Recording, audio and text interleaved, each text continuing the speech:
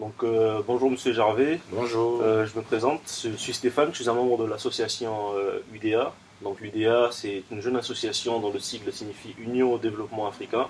Et comme son nom l'indique, nous travaillons dans l'espoir de promouvoir la culture africaine, de promouvoir les différentes activités qui sont menées par différents ressortissants du continent africain comme vous.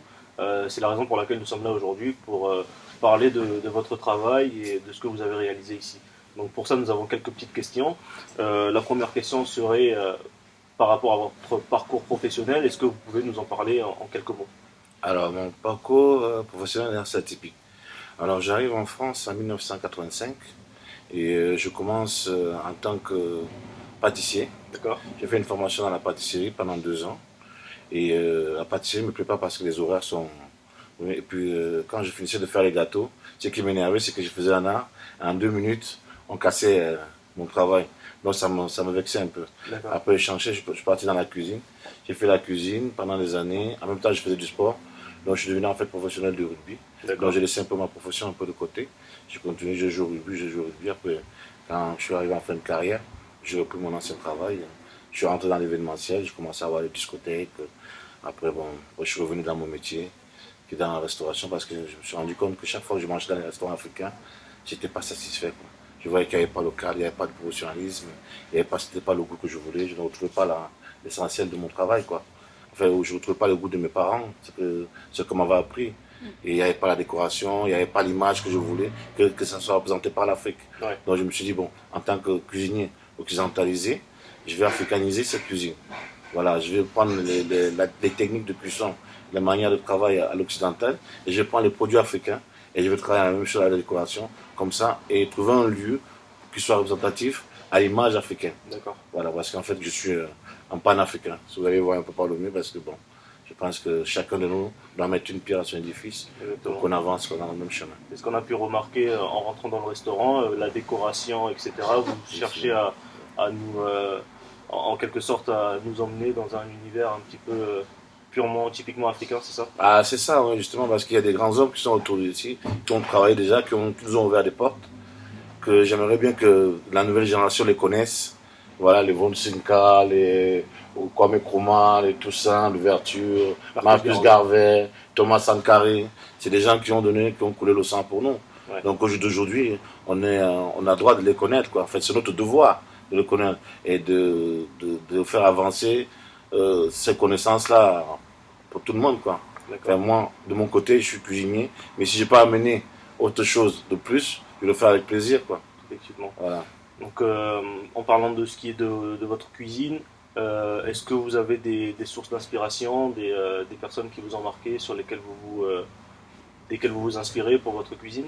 Ah oui, oui, je m'inspire beaucoup de ma mère et de ma grand-mère. D'accord. Parce qu'en fait, c'est des gens, parce que, en fait, la cuisine chez nous, en fait, on a une culture bantou.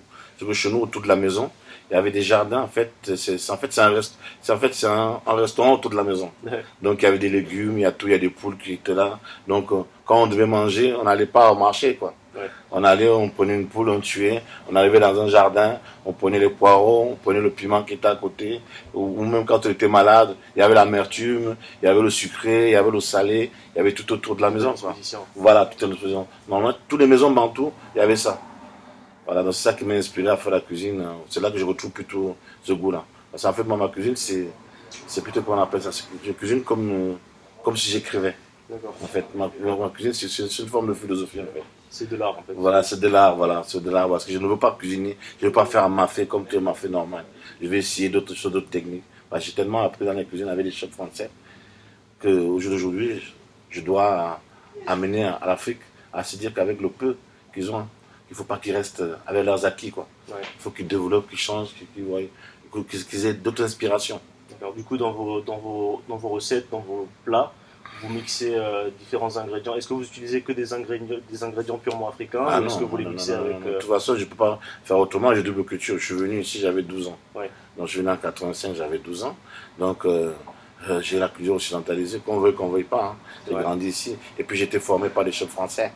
Donc maintenant, aujourd'hui, je vais toujours mettre, j'associerai toujours des vins blancs, des crèmes fraîches, des choses, une forme de liaison.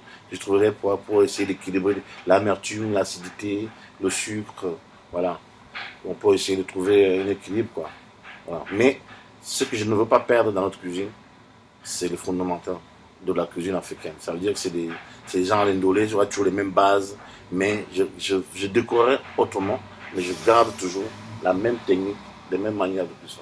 Sauf qu'il y aura la décoration ensuite, quoi. Ensuite, voilà, il y aura ça. Voilà, il y aura une floraison autour de ces plats-là, voilà. Ça ne sera pas servi comme à la cantine. Comme on nous servait avant, tu arrives dans un restaurant, tu mets un plat, tu mets du riz, on dit bon appétit. Voilà. Donc là, je veux plus ça, quoi. Je veux que l'Occidental, quand on est avec un Occidental, un étranger, qui vienne chez nous, qu'il soit fier de nous, quoi. Qu'il arrive, du c'est pas la sorcellerie, hein, c'est le travail. Effectivement.